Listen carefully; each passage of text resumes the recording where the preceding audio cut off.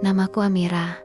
Aku masih ingat betul bagaimana dulu aku melewati hari-hari kecilku dengan air mata. Banyak orang mungkin menganggap masa kecil adalah waktu yang paling indah, penuh tawa, penuh kenangan manis. Tapi bagiku, masa kecil justru seperti mimpi buruk yang sulit kulupakan. Sejak ayah dan ibuku pergi meninggalkan dunia ini, aku harus tinggal bersama bibiku, satu-satunya keluarga yang tersisa. Aku masih kecil waktu itu, tak punya pilihan lain selain ikut dengannya. Aku pikir, mungkin di sana aku akan tetap disayang, tetap dipeluk, seperti saat aku bersama ibu dulu. Tapi nayatannya, yang menungguku hanyalah rumah yang dingin. Dingin bukan karena angin malam, melainkan karena hati yang membenciku. Setiap pagi, aku bangun lebih awal dari semua orang. Aku bangun bahkan sebelum ayam berkokok. Dengan tubuh lelah, mata sembab karena semalaman menangis. Bibi Lastri begitu. Aku memanggilnya selalu membangunkanku dengan bentakan. Tidak ada panggilan lembut, tidak ada sentuhan kasih. Hanya teriakan yang membuat jantungku berdegup kencang. Bangun Mir, jangan males. Dasar anak gak tahu diri. Aku terlonjak setiap kali suaranya menggema di ruang sempit tempatku tidur. Aku tidak punya kamar. Aku hanya punya satu tikar tipis di pojok dapur, dekat dengan tungku kayu bakar. Itulah tempat tidurku. Kadang tikar itu terasa keras, dingin, bahkan basah saat atap bocor ketika hujan deras. Setiap bangun pagi, tugasku sudah menanti. Mencuci piring yang menumpuk, menyapu lantai tanah, mengambil air dari sumur. Aku masih kecil, tubuhku kurus, tanganku sering gemetar membawa timba berat. Tapi jika aku mengeluh, bibi hanya akan berkata, "Kamu makan di rumah ini, jadi kamu harus kerja. Jangan cuma numpang hidup." Seandainya saja orang-orang tahu, aku hampir tak pernah benar-benar makan di rumah itu. Bibi selalu memberiku sepotong roti basi setiap pagi. Roti yang bahkan sudah keras, kadang berjamur, kadang sudah bau. Itu saja. Tidak ada lauk, tidak ada nasi hangat seperti yang biasa kubayangkan. Sementara aku melihat Anokanania, sepupuku menikmati nasi dengan lauk ikan goreng, sayur bening, dan sambal. Mereka makan di meja, tertawa bersama, sedangkan aku duduk di lantai, menatap sepotong roti di tanganku. Aku tidak pernah berani meminta lebih. Kalau aku berani bicara, kalau aku berani protes, tanganku akan mendapat cubitan keras, atau bahkan tamparan. Jadi aku memilih diam. Aku kunyah pelen-pelen roti itu, walau tenggorokanku terasa perih, seakan menolak benda keras itu masuk. Kadang aku hanya menahan lapar, membiarkan roti itu tetap di genggaman, karena aku tak sanggup menelannya. Pernah suatu kali, aku nekat meminta nasi. Aku benar-benar lapar waktu itu. Perutku sakit, kepalaku pusing. Dengan suara pelan, aku berkata, "Bibi, bolehkah aku ikut makan nasi sedikit?" Aku berharap ada sedikit belas kasihan, tapi yang ku dapat justru tamparan keras di pipi kiriku. Piring di meja bahkan dihempaskan ke lantai, hingga isinya berhamburan. "Kamu itu siapa berani minta-minta? Dasar anak pembawa sial, roti aja sudah syukur, jangan berani mekam-mekam di rumahku." Aku terdiam. Air mataku jatuh, bercampur dengan nasi yang berserakan di lantai. Aku ingin sekali memungut butiran nasi itu, ingin sekali memasukkannya ke mulut. Tapi aku tahu, jika aku melakukannya, maka kakiku akan ditendang. Jadi aku hanya bisa menatapnya. Dan malam itu, aku tidur dengan perut kosong. Setiap kali malam tiba, itulah saat yang paling berat bagiku. Aku biasanya berbaring di tikar tipis, menatap langit lengget yang sudah penuh lubang. Dari celah itu, angin malam masuk, menusuk tulangku. Aku sering memeluk perutku yang keroncongan. Aku menangis tanpa suara, hanya isakan kecil yang kutahan agar tidak terdengar. Aku selalu teringat ibuku, wajahnya, senyumnya, pelukannya. Semua itu hanya tinggal kenangan. Aku masih bisa membayangkan saat terakhir ia membelai rambutku sebelum sakit keras merenggut nyawanya.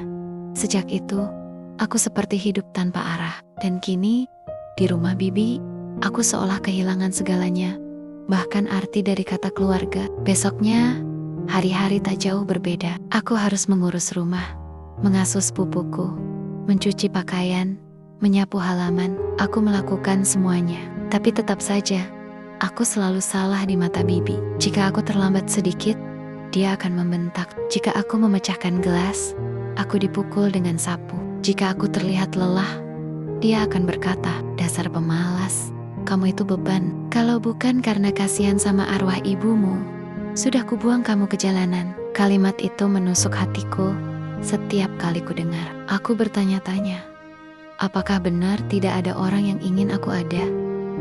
Apakah benar kehadiranku hanyalah beban? Namun, aku tetap bertahan, karena meski aku hanya diberi sepotong roti, aku masih mencoba meyakinkan diriku sendiri. Amira, kamu harus kuat, kamu harus tetap hidup. Tapi semakin hari, sepotong roti itu terasa semakin berat ku telan.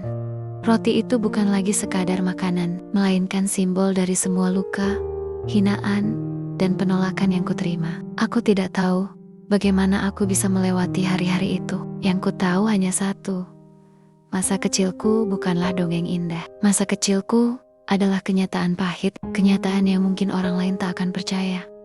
Kalau saja mereka tidak melihatnya dengan mata kepala sendiri. Dan semua penderitaan itu baru saja dimulai. Pagi itu, aku kembali membuka mata dengan perasaan berat. Aku masih bisa merasakan sisa perih di pipiku, bekas cubitan Bibi Lastri malam sebelumnya. Aku bangkit perlahan dari tikar tipis yang sudah bau apak, mencoba menguatkan diri untuk memulai hari yang sama. Hari penuh teriakan, penuh kerja, penuh lapar. Seperti biasa, aku hanya mendapat sepotong roti basi di atas piring kaleng. Aku menatapnya lama, mencoba menelan ludah. Rasanya aku ingin sekali menolak, ingin sekali membanting roti itu. Tapi, aku tahu, kalau aku menolak, aku tidak akan mendapat apa-apa.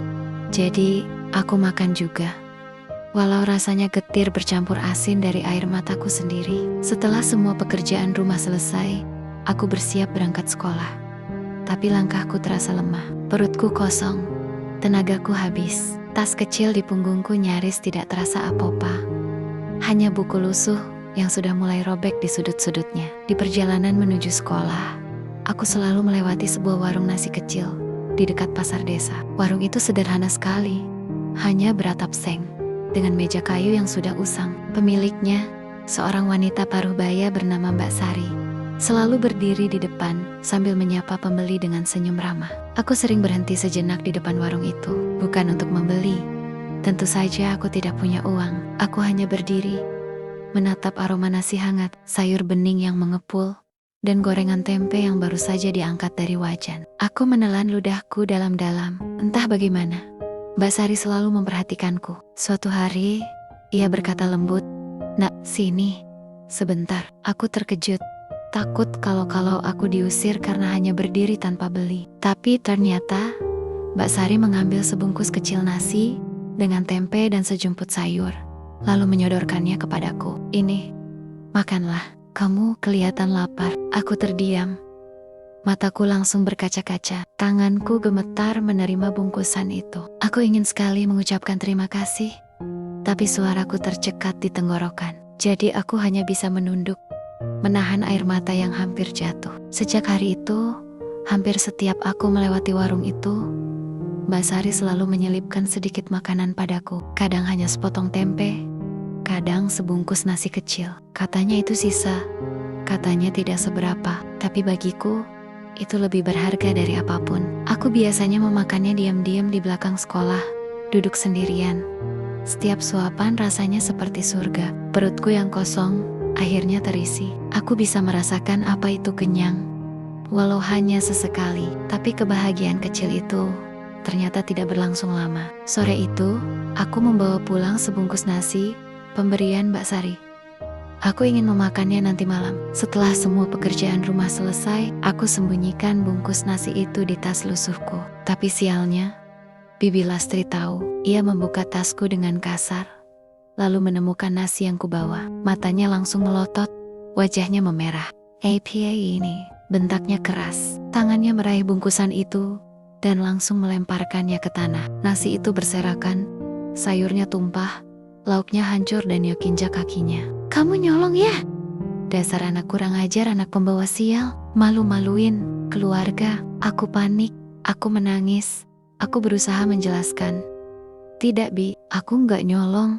Mbak Sari yang kasih." Tapi kata-kataku justru membuat Bibi semakin marah. Plak. Tamparan keras mendarat di pipiku. Kepalaku oleng, tubuhku jatuh ke lantai. Kamu pikir aku percaya omonganmu? Dasar anak gak tahu malu. Kalau kamu beroni-beroninya lagi bawa makanan dari luar, awas ya, kubunuh kamu. Tubuhku bergetar ketakutan. Pipiku panas, telingaku berdenging. Aku hanya bisa menangis terseduh-seduh di lantai, menatap nasi yang berserakan, nasi yang seharusnya bisa mengenyangkan perutku malam itu. Aku ingin sekali memungutnya, memasukkan butiran nasi itu ke mulutku. Tapi aku tahu, kalau aku melakukannya, aku akan dipukul lagi. Jadi aku hanya menatapnya. Air mataku jatuh menimpa nasi yang tercecer di lantai. Malam itu, aku kembali tidur dengan perut kosong. Tapi kali ini sakitnya lebih dalam. Bukan hanya karena lapar, tapi juga karena aku merasa seolah-olah dunia benar-benar menolakku. Kenapa aku harus hidup seperti ini? Kenapa aku harus kehilangan ayah dan ibu? Kenapa aku harus tinggal dengan bibi yang hanya memberiku luka? Aku tidak menemukan jawaban. Yang ada hanya isakan kecil yang kutahan dalam gelapnya dapur. Dan seperti biasa, hanya tikar tipis yang menjadi saksi bagaimana seorang anak kecil menangis sepanjang malam tanpa ada yang peduli. Sepotong roti sudah cukup membuatku lapar. Tapi ketika sebungkus nasi harapan itu dirampas, aku merasa bukan hanya perutku yang kosong, melainkan juga hatiku. Hari itu, Amira kembali duduk di teras rumah rayot milik bibinya. Tangannya menggenggam erat sepotong roti yang sudah kering. Ia tak langsung memakannya, hanya menatap kosong sambil menahan tangis. Kalau kau mau makan, kerja dulu sana, teriak sang bibi dari dalam rumah. Suaranya menusuk telinga seperti pisau. Amira menelan ludah, perutnya melilit lapar. Tapi ia bangkit juga, menyapu halaman penuh debu. Setiap gerakan terasa berat, seakan tubuh mungilnya akan roboh. Tapi ia tahu, kalau membangkang, pukulan atau caci maki akan menantinya. Malamnya, saat semua orang tertidur, Amira menangis pelan di sudut kamar sempitnya. Ya Allah, apa aku bisa bahagia suatu hari nanti? Apa aku bisa makan tanpa harus dimaki? Apa aku bisa tidur tanpa dihantui rasa takut? Bisiknya lirih. Air matanya membasahi bantal tipis yang sudah koyak. Hari berganti hari, penderitaan itu tak pernah surut. Kadang ia hanya bertahan dengan sepotong roti yang diberikan dengan hinaan. Kadang ia tak makan sama sekali. Tubuh kecilnya ringkih, tapi hatinya dayam-dayam menggaras. Ia belajar menerima, meski luka demi luka menumpuk dalam jiwa. Tahun-tahun pun berlalu. Kini, seorang gadis muda berdiri di sebuah kamar sederhana di kota rantau. Namanya masih sama, Amira.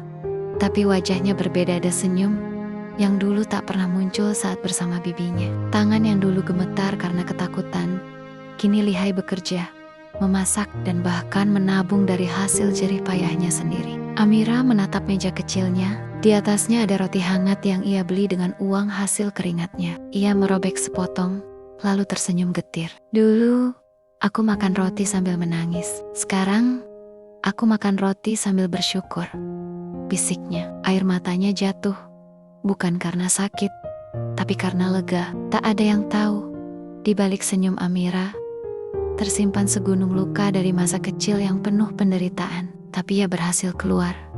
Ia berhasil berdiri, dan ia tahu, meski masa lalunya kelam, masa depannya kini berada di tangannya sendiri.